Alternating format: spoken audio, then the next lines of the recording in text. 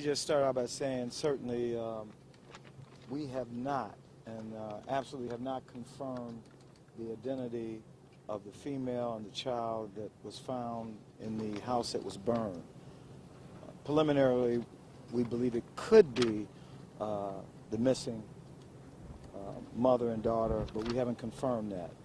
However, we are looking for a person of interest, the suspect in the Amber Alert. We're considering him armed and dangerous. This individual has been and is on parole for assault with intent to commit murder. We have not located a suspect, so we are asking for the public's help. I'm going to give you that information again. I know you already have that.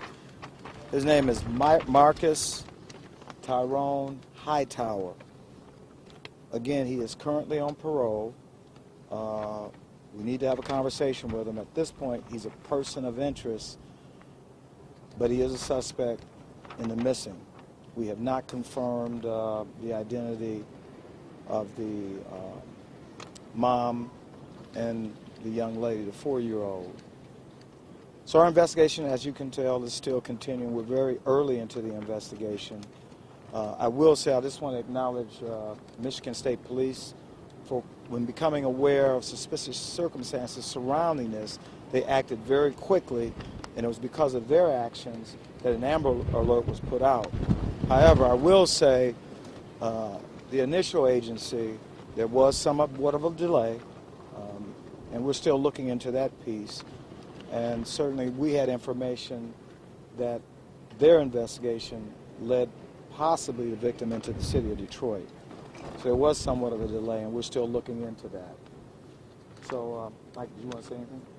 No, we're just reiterating the fact that this Amber Alert is still active. We still want the public to see the picture of Savannah, take a look, make sure that you're still looking for her. We have not confirmed the fact that these two parties in this house are them, so it would be a shame if somebody actually saw them and thought that the Amber Alert was over and didn't report it. So that's the main thing. And also to Mr. Hightower, we are asking him to come in to talk to us. If he's been confused with somebody else or something like that, you know, that's fine. We'll clear that up.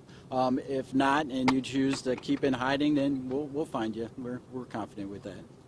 So you have any questions? You mentioned initial information. When did you get that? And what? Well, we just were brought into this after the fact. And in fact, as you know, this investigation started early of this week, probably Tuesday. Family went into the local police department to report a missing. Certainly they had some concerns. There was a history of domestic violence with Mr. Hightower and the missing, and so there was some concern on their part. That's when the investigation, for the most part, stopped. The family still concerned, returned not to the local agency, but went into a local state police and asked for help. Based on the circumstances surrounding the missing, the Michigan State Police quickly acted and put out information. Go ahead. Chief, what agency was that initially? Livingston County. What changed between Tuesday and Friday? Well, I don't want to be overly critical because it's still early in the investigation. Certainly there was indications early on that something more should have been done. It was not done. On whose part? We're saying preliminarily there may have been information given to Livingston County that was not done. Again, it's early. I certainly don't want to be overly critical, but we believe that once the family, the same information, took it to state police, they acted quickly. They put out the Amber Alert, and this is where we are today.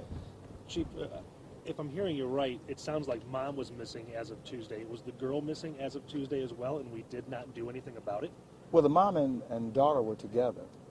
They were both reported missing together. Unless I'm missing. I don't know. That's correct. Yeah. So, and again, not to be overly critical, but it sounds like somebody messed something up pretty bad if we had a mom and daughter missing since Tuesday. You know what I'm saying, without going into a lot of detail, there was some information that agency had early on that could have been worked through not only this agency, the Detroit Police Department, and MSP.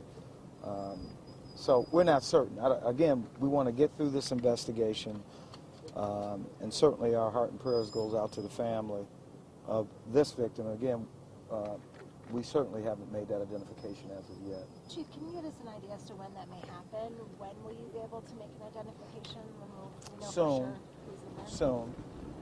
I just don't want to, again, our investigators are here, and we haven't confirmed that these two individuals are the missing. Is it a matter of forensics? Is it that bad, or is it just a matter of? I guess my It question could be is the fire that bad? Well, the fire's bad, but certainly we have ways to determine earlier on the identity of an individual. So we just need a little more time. This is just an update. As soon as we have more information, we'll certainly make that available to you. I know you can't talk about strategy or investigation specifically, but can you talk about who's actively looking for Mr. Hightower, what agencies and where? The Detroit Police, the Michigan State Police, are actively. Livingston County is also involved in this investigation as well. Any chance he may have left the state, do you think? Maybe you have information you want to share. I have no I'm asking. information to that. Okay. I mean, if I knew that, but we are actively investigating this incident, and we are trying to find this person of interest. Chief, can you clarify the crime scene here? Does the woman or child that are missing, do they live here? Do we know any information about This was an home? abandoned location. So it appears that the victims were taken to this location. We are not certain at this time if they were murdered prior to. Certainly it is not uncommon where a suspect will commit a crime like murder and then try to cover their tracks by setting a fire. This fire appeared to be intentionally set. So What still makes you early. say that? Well, we just, through our investigative. I mean, it's an abandoned house, and certainly we have two. And we don't know the cause of death as of yet. We don't know if it's smoke inhalation. We don't know if it's blunt trauma. We don't know if it's gunshot. But again, this person of interest is on parole. We're asking him to turn himself in so that we can have a conversation. We're asking the family to assist us, or friends, anyone that knows this person. How would you describe his criminal history? Again, violent past. He's on parole. He was doing time prior to being released on parole for assault with intent to commit murder.